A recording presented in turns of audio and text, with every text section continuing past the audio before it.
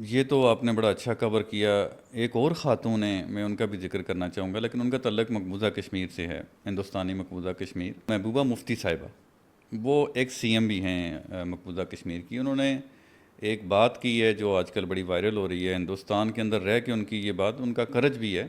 انہوں نے یہ کہا ہے کہ آزاد کشمیر کے جو لوگ ہیں وہ خوش ہیں، پرسکون ہیں، لیکن مقبوضہ کشمیر کے جو لوگ ہیں وہ بے سکونی کا شکار ہیں اور ہر وقت خوف کی فضا میں رہتے ہیں. اگر آپ نے سنی ہو تو جی بالکل. دیکھیں امتیاز صاحب، بالکل بڑی اچھی بات انہوں نے کی ہے، اور میں سمجھتی ہوں کہ بڑی بہادری کی بات ہے کہ مقبوضہ کشمیر میں رہتے ہوئے اس طرح کی بات کرنا. اور محبوبہ مفتی صاحبہ چیف منسٹر بھی رہ چکی ہیں. دیکھیں اس بات کو اب میں سمجھتی ہوں کہ جو آزاد کشمیر کے رہنے والے ہیں انہیں سمجھنے کی ضرورت ہے کہ انہوں نے یہ کہا کہ ہمیں ہر قسم کی آسائش جو ہے وہ میسر ہے، لیکن ہمارے پاس سکون نہیں ہے، پھر بھی ہمارے پاس خوشی نہیں ہے، ہمارے پاس آزادی نہیں ہے. تو میں اپنے جو آزاد کشمیر کے لوگ ہیں انہیں میں یہ ضرور کہوں گی کہ اسے سنیں اور اسے سمجھیں کہ آپ کے پاس سکون بھی ہے. آپ کے پاس جس قسم کی بھارت نے جو آسائشیں دی ہوئی ہیں مقبوضہ کشمیر میں، چلیں اس کے برابر اگر ہم کہتے ہیں کہ نہیں ہے، لیکن اس سے کم بھی نہیں ہے آزاد کشمیر میں. اور سب سے بڑی بات، اگر آپ کے پاس آزادی کی فضا ہے، آپ کے پاس خوف نہیں ہے، آپ کے پاس عزت سے آپ رہ رہے ہیں وہاں پر، تو اس کا کوئی نعم البدل نہیں ہے. اور یہ جو عوام ہے آزاد کشمیر کی، اسے سمجھنے کی ضرورت ہے. یہ تو اچھی بات ہے. محبوبہ مفتی صاحبہ نے یہ کہا ہے کہ آزاد کشمیر کے لوگ خوش ہیں، تو مقبوضہ کشمیر کے لوگوں کو آزاد کشمیر آنے دیں تاکہ وہ بھی خوش ہوں. تو یہ بڑی اچھی بات ہے. لیکن آزاد کشمیر، اور انہوں نے یہاں میرے خیال سے یہ بھی کہا ہے کہ یہ بارڈرز جو ہیں اسے بھی کھولنا چاہیے تاکہ ان کا انٹریکشن ہو، کام ہو، آپس میں میل جول ہو، تو اس سے مزید حالات بہتر ہوں. جی، مقبوضہ کشمیر کے لوگوں میں جو مایوسی پائی جاتی ہے وہ ختم ہو. لیکن آزاد کشمیر کے لوگ، اس میں تو کوئی شک نہیں ہے، میں خود بھی آزاد کشمیر سے ہوں. We are very much happy, اور پاکستان نے ہمیں آزادی سے بڑھ کے آزادی دی ہے، نو ڈاؤٹ ان دیٹ.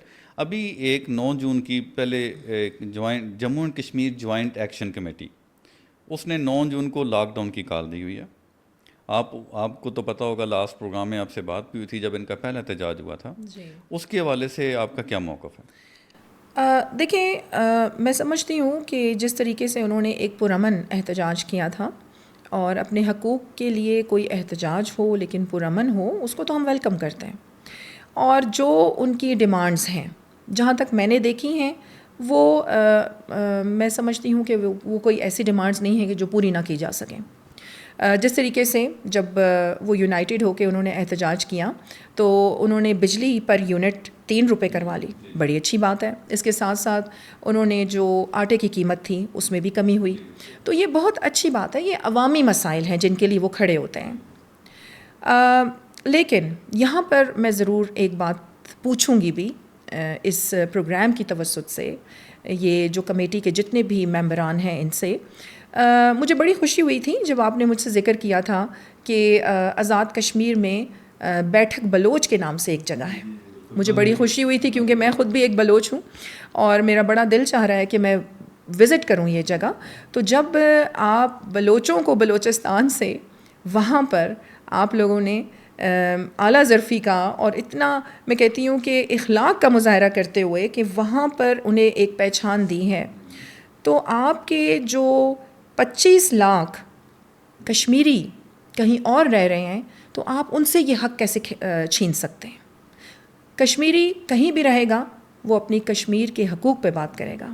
جس طریقے سے ہم پاکستانی ہیں یا ہم مختلف صوبوں کی بات کریں تو سندھ، بلوچستان، پنجاب، خیبر پختونخوا، یہاں کے جو لوگ ہوں گے کہیں بھی رہیں گے انہیں اپنے صوبے سے زیادہ محبت ہوگی.